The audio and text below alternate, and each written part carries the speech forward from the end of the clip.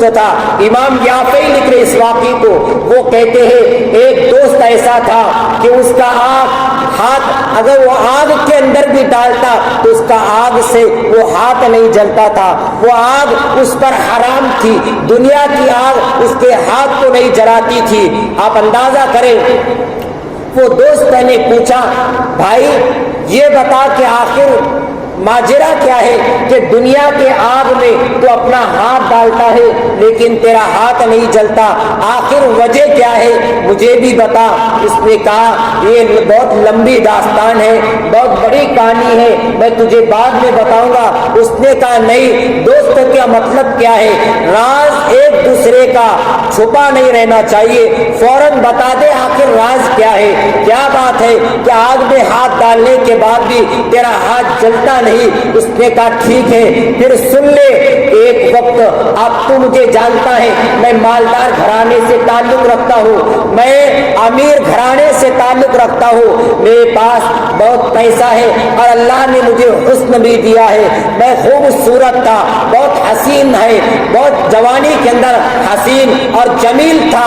میں نے ایک مرتبہ اپنے چھت پر بالا خانے پر گیا اور میں نے کیا دیکھا کہ ہمارے گھر کے سامنے ایک اور گھر ہے, اس کے چھت پر اس کے بالا خانے پر ایک خوبصورت لڑکی اس چھت پر ٹہل رہی ہے, اس چھت پر گھوم رہی ہے. جب میں نے اسے دیکھا تو کیا کہوں, وہ دوست سے کہہ رہا ہے وہ دوست میں نے جب اس لڑکی کو دیکھا تو میں نے اپنا دل اس لڑکی کو دے دیا اور اس سے کہا کہ تو مجھ سے ایک رات کے لیے زنا کر دے, میں دنیا کی ساری دولت تیرے قدموں میں ڈال دوں گا اور ہر چیز جو مجھے مانگے گی میں وہ جو تجھے دے دوں گا.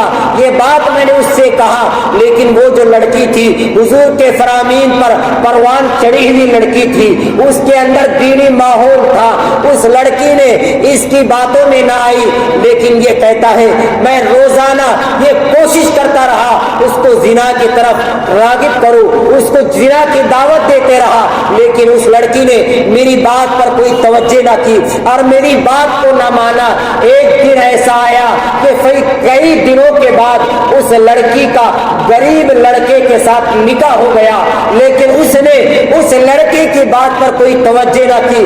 جب غریب لڑکے سے اس خوبصورت لڑکی کا نکاح ہوا, اب حال یہ ہوا کہ 3 بچے بھی اس کو ہو گئے, وہ ماں بن چکی ہے. لیکن وہ کہتا ہے پھر ایسا قید سالی کا زمانہ آیا کہ ہمارے اس شہر کے اندر کے سارے لوگ بھوک کے لیے ترس گئے تھے. ایسا قید سالی کا ایک وقت آیا کہ گھروں میں کھانے کے لیے اناج نہیں تھا, گھروں میں لوگوں کو کھانے کے لیے اناج نہیں تھا. ایسا وقت آیا, اس وقت میرے پاس بہت مال تھا, اللہ نے مجھے نوازا تھا. میرے باپ نے مجھ سے کہا بیٹا یہ اناج لے اور اسے غریبوں میں تقسیم کر دی. وہ کہتا ہے میں نے اناج لیا, باپ کے کہنے پر باہر دروازے کے باہر اناج کو لے کر بیٹھا اور غریبوں کی قطار لگ چکی ہے, غریبوں کی قطار لگ گئی اناج لینے کے لیے. وہ کہتا ہے جب میں اناج دے رہا تھا تو میں نے کیا دیکھا, اسی قطار کے اندر وہ لڑکی بھی کھڑی جس کو میں نے یہ کہا تھا کہ تو میرے ساتھ میری دعوت کو قبول کر دے, میں دنیا کا انبار دولت کا انبار تیرے قدموں میں ڈال دوں گا. وہ لڑکی بھی اسی قطار میں کھڑی تھی. جب میری توجہ اس لڑکی پر پڑی, میں نے جب دیکھا کہ لڑکی اسی قطار میں ہے, وہ کہتا ہے میں نے نوکروں سے کہا کہ یہ اناج غریبوں میں تم تقسیم کرو, میں ضرورت کی بات اس لڑکی سے کرتا ہوں. پھر اس نے اپنے کمرے خاص میں اس لڑکی کو بلوایا, خاص کمرے میں لڑکی کو بلوایا, کمرہ بند کیا اور لڑکی سے کہنے لگا آج بھی میں تم سے کہتا ہوں, آج تم یہ قطار کے اندر کھڑی ہو, میں تم سے آج بھی یہ کہتا ہوں کہ تم میرے ساتھ زنا کر دو, میں ساری دولت تمہارے قدموں میں ڈال دوں گا, ساری دولت تمہارے قدموں میں ڈال دوں گا, اناج کی دولت تمہارے قدموں میں ڈال دوں گا. ایک یہ کام تمہیں کرنا ہے, ایک رات تمہیں میرے ساتھ سونا ہوگا. اس لڑکی نے, وہ تو مجبور تھی, کیا کرتی؟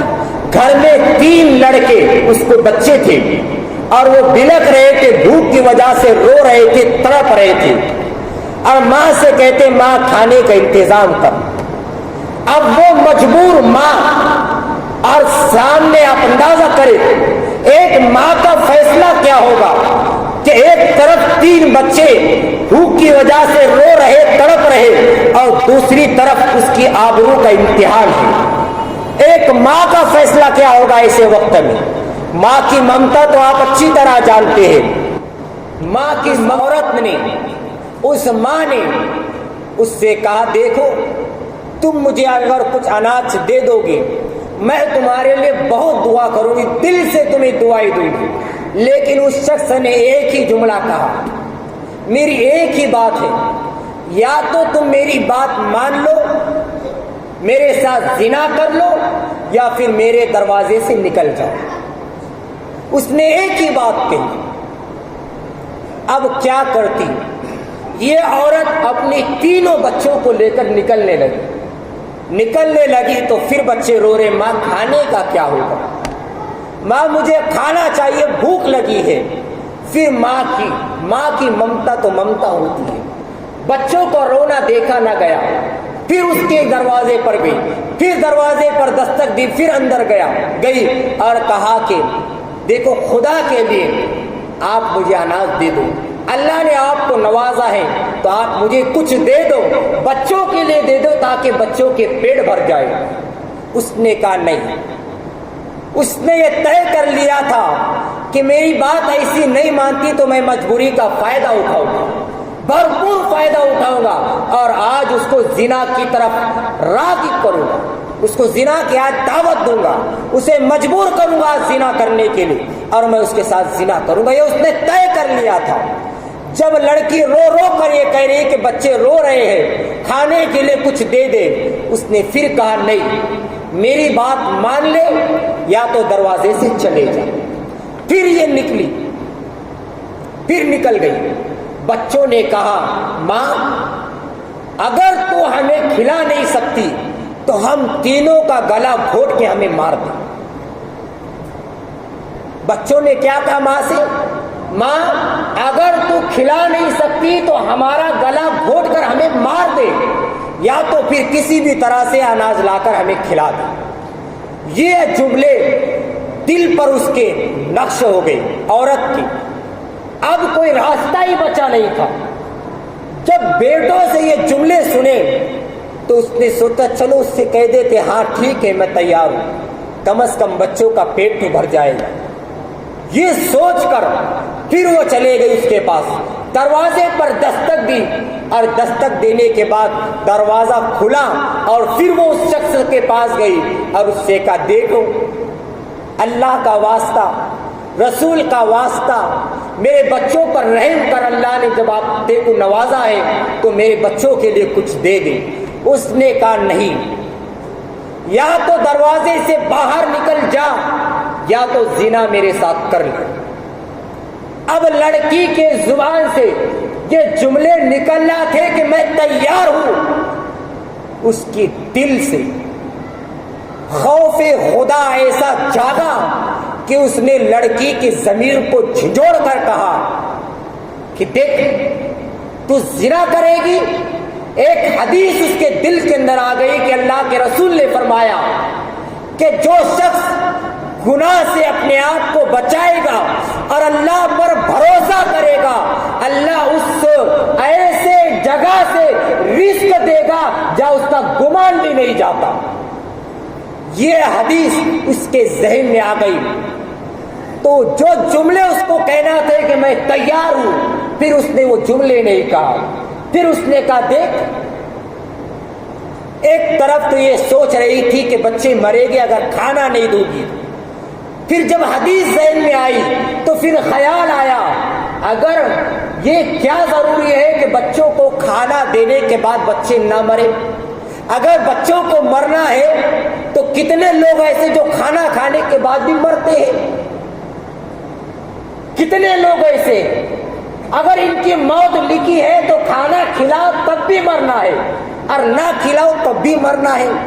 उसने तय कर लिया कि अब मैं जिना नहीं करूंगा, ये उसने तय कर लिया। और जाते जाते उस लड़के से कहा, देखो तुम अगर दे सकते हैं तो अभी भी दे दो, अब मैं दोबारा तुम्हारे दरवाजे पर पलट करने आने वाली, बच्चों को तड़प तड़प कर मरता हुआ तो देख सकती, लेकिन अब तुम्हारे दरवाजे पर भीख मांगने के लिए नहीं आऊंगा। अल्लाह की जात पर मुझे भरोसा है, यकीन है। ये कहकर वो लड़की वहां से निकल गई, तीनों बच्चों को घर ले गई और घर ले जाने के बाद हजरत फातिमा के सुन्नत पर अमल किया, मुसल्ला बिछाया, अल्लाह की बारगाह में सर सुजूद हो गई, सजदे में सर को रखा और रब की बारगाह में दुआ की, मौला जब तूने चोंच दी है तो खाने के लिए दाना भी तू ही देने वाला है,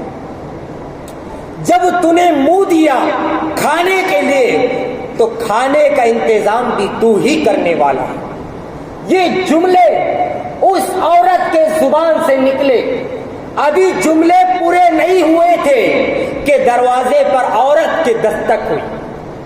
वो औरत ने दरवाजा खोला तो क्या देखती कि वही लड़का खड़ा है, वही लड़का दरवाजे के बाहर खड़ा है। उस लड़की ने कहा, अब क्या है, अब क्यों आए हो मेरे घर पर? उसने कहा, देखो तुम इतने गरीब होकर अल्लाह से इतना डरती हो, अल्लाह ने मुझे तो ऐसा नवाजा कि इस शहर के अंदर मुझसे ज्यादा मालदार कोई नहीं है, तो फिर जब तुम गरीब होकर अल्लाह से इतना डरती हो तो मेरे दिल में ख्याल आया कि मुझे अल्लाह से कितना डरना चाहिए। उसने कहा कि आज से मैं तुम्हें ही नहीं बल्कि हर लड़की को बहन की निगाह से देखूंगा। मैं सच्चे दिल से तौबा करता हूं, आज मेरी तौबा को मेरे लिए दुआ करे कि अल्लाह माफ कर दे गुनाह को और मेरा ये तोहफा कबूल फरमा ले। अनाज उसने लेकर आया था, वो अनाज उस लड़की को दिया। अंदाजा करे, लड़की ने अनाज लेने से पहले का 2 मिनट को अल्लाह की बारगाह में फिर सर को झुकाया और कहा, मौला तेरी जात पर मुझे कामिल भरोसा था कि तूने जब पैदा किया तो खिलाने वाला भी तू ही था, जब तूने चोंच दी थी तो चोंच के अंदर दाना डालने वाला भी तू था। आज मैं तेरी बारगाह में ये दुआ करती हूँ कि अगर ये लड़का अपनी बात में अगर सच्चा है तो मैं दुआ करती हूँ मौला कि इस लड़के के ऊपर दुनिया की आग भी और जहन्नम की आग भी हराम फरमा दे। वो लड़का ये कहता है अपने दोस्त से, लड़की की वो दुआओं का असर ऐसा है कि जब कभी मैं आग में अपना हाथ डालता तो मेरा हाथ उस आग से नहीं जलता। अंदाजा करें, जब खवातीन जिना से अपने आप को बचा दें, गुनाह से अपने आप को रोके तो उनकी दुआओं में ये तासीर पैदा होती है। फिर वो जो भी दुआ करे अल्लाह उनकी दुआ को कबूल करता है।